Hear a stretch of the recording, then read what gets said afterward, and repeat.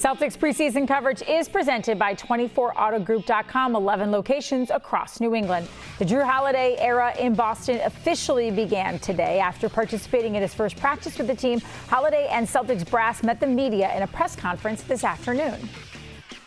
I feel like coming here is definitely my best chance of winning and being able to help the guys here that have made big moves and done great things in this league. So I'm here to really just help step up that game and become a champion. So you've played in some big games at TD Garden. How would you describe that environment, and how much are you looking forward to having the fans behind you? They're a bit crazy. I'm not gonna lie to you. They get rowdy. They get in your face. Definitely one of the best six men in the league, if not the best. The fans are literally insane, and I'm proud to be I'm proud to be a part of that coming in this year. Obviously, I've talked about what I think of this guy as a person, and I've talked all along about like that. The idea of competitive character matters so much, not only to as the individual, but how it impacts the team. And I think he brings it as well as anybody around. We're going for banner 18 now, and that we're going to keep going. And now it would be nice if it was this year, and we have the makings this year, but so do a bunch of other teams. So it's all about how connected can they be, how lucky can we be with injuries, how can the ball bounce just right. But we're giving it everything we got, and I'm thrilled that Jrue is here as a Celtic. It's been a long-time goal, and it just feels absolutely great right now.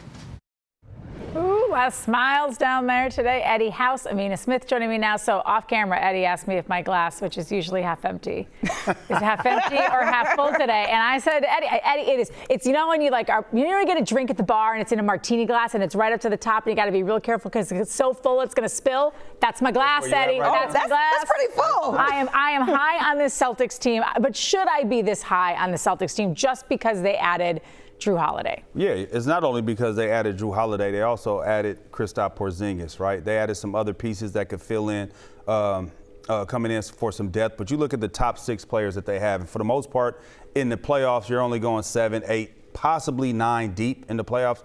You look at the top six that we have, I think that we're if not the best top six, we are right there. And then you have a couple other teams, I think a couple other teams that you could possibly argue with. But right now I'm feeling so good about what the Celtics have done.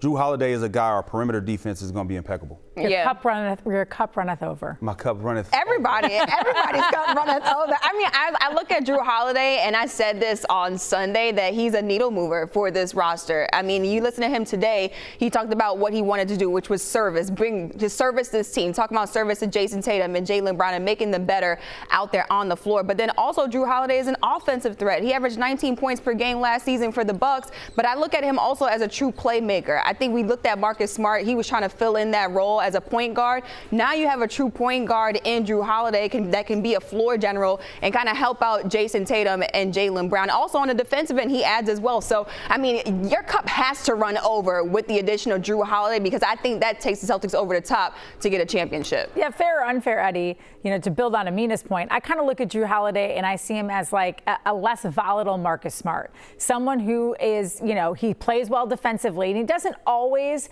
hit it perfectly offensively, but it's like he knows when to take a shot and when to pass the ball, which I think sometimes Marcus Smart didn't do. Is that where he'll have the biggest impact, where he'll have that decision making and that experience that maybe some other guys didn't bring? I think he's played with great players, right, with Giannis and Chris Middleton, and he found ways to always get them the basketball. He has three offensive weapons, and he'll understand that the times when we weren't organized and we found us looking a little janky on offense, turning the ball over, our spacing isn't right, he's the guy that's going to get us in the right places, guys in the right places at the right time. And I talked to him yesterday at practice, and the one thing he said, I'm just trying to make those guys' job easier. And when you have a guy that comes in that averages 19 points, like you said, he's going to get open shots. He is the true point guard. He's going to defend, he's going to knock down open shots, he's going to make his free throws, and not only can he defend his yard, but you could switch him at sometimes he could guard a four. You don't want him guarding fours all the time, but if you could get away with it with him, 1 or 2 possessions, 3 possessions a game. You know what I mean? When you listen to him talk too, it sounds like there are players. Listen, Boston's a tough market to play in. Mm-hmm. There's a lot of pressure here. It's not always the easiest place to be on the court. But it sounds like he knows what he's getting himself into, one. Two, he wants to be here. Like, there was a point in the press conference, I'm not sure if you heard it or not, where he said, I was hoping that Boston is where I was going to end up, but I didn't want to get my hopes up too high. He wants to be here. Yeah, and I think he wants to be here because he knows how close this team is to winning a championship. He knows how special Jason Tatum is and knows that he'll take a step forward this upcoming season. It was really funny kind of listening to him, though, talking about the fans, and he's just like, these fans, they're different out here in Boston. He kind of paused for a second, too. He was like, you know, like one of the best six-man out there in the NBA, but then I heard it a little bit after, and he was like, well, not the best. So I wonder who is the best six-man, you know, crowd in the NBA. But, you know, Jrue Holiday sounds like he wants to be here in Boston. He knows how special this roster is, and he also knows that this roster, they have a real chance to win a championship title this upcoming season. Honestly, with the addition of Jrue Holiday, they have to. They have to win a title this year. Yeah, Eddie, when you look at Jrue Holiday being on the court, does it make losing Malcolm Brogdon, Time Lord, and I would say even Marcus Smart and Grant Williams, does it make it easier to take? It's never easy to take because if you've been around the team and even for the players, you know, you create some camaraderie. It's like if you know, one of us left, you know, you'd be like, man, you know, I wish the best for you, but damn, you know what I mean? That was, had a good thing going. It was rocking. But at the same time, when you look at the trade-offs, so, okay, Brogdon last year, as well as he played, he was a sixth man of the year, correct? Right. So as well as he played last year in the playoffs, though, when it came down to it, he couldn't keep nobody in front of him. He was hurt. So we could kind of move him to the side, not like that, but just what we have to do. But then on the flip side of it, Rob Williams for Porzingis. You give up a little defense, you gain a whole lot of offense. And I don't think you give up a lot of defense because, as we've seen, you know, Time Lord kind of was not as healthy as he had been when we had seen him before he had got hurt before those finals. And then Marcus Smart was probably the hardest pill to swallow because he was the heart and soul of this team. He was definitely the leader, emotional leader in that locker room. So that was a tough one to swallow. But you get Jrue Holiday, who I think is a better point guard and a better fit for this team. And that's no slight to what Marcus did, because I thought Marcus was phenomenal for the Celtics the whole time he was here. And Drew's won one before. He knows exactly what it takes to get there. And the pressure is on for this team. Whit Grousbeck said today he views the Celtics as having a 6-year championship window. And he said he will spend to make sure that happens. We haven't blinked at all. I was part of the committee that put the aprons in place with the Players Committee, and we're aware of all that. We're going to be over the second apron, I believe, Brad, and paying those penalties, and that's the way life is. But it's designed so that we can have more competition in the league, and we're fine with competition as long as we win. As long as they win. Eddie, you've played before. Is it fair to say a season is title or bust? And is that where the Celtics are at when you combine all of the moves they made and everything it's taken them to get to this point? No doubt. No doubt. When you construct a team and you're playing for a championship, you were in the finals 2 years ago. You came into last year, went to the Eastern Conference finals, and you fell short. And you're spending this money, yes, definitely championship or bust. I mean, it's easy for us on the outside that ain't cutting them checks to be like, oh, no, we have this year. No, when you're in that second apron and you're paying these luxury taxes and things like that, and you're giving up draft picks possibly or whatever you're going to do if you go over that tax, and you're willing to do it, you got to win. You got to bring something home, because when you win, you forget about all that. Yeah. Everything else is all good if you win. But if you don't win, yeah, it's definitely championship or bust. And there's a lot of teams.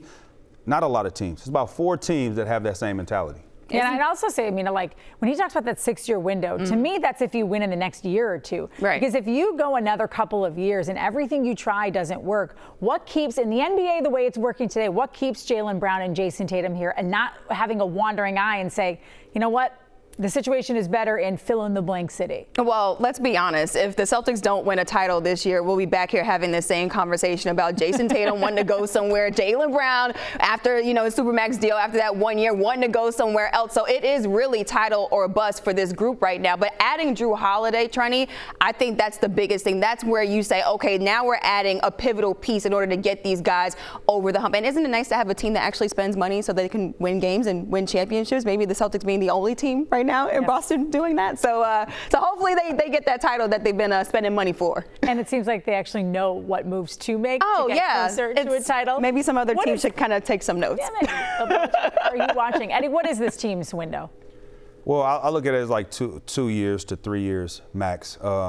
Because just the way that I know the second apron, but it's going to be hard to justify having two guys that you're paying almost $1 billion for. So I think it's not going to kick in until Jalen's kick in next season, and then Tatum's kicks in the season after that. So I say this season and next season and the season after that they have a 3-year window, 2 to 3 years to get it done. 6 years is being very optimistic.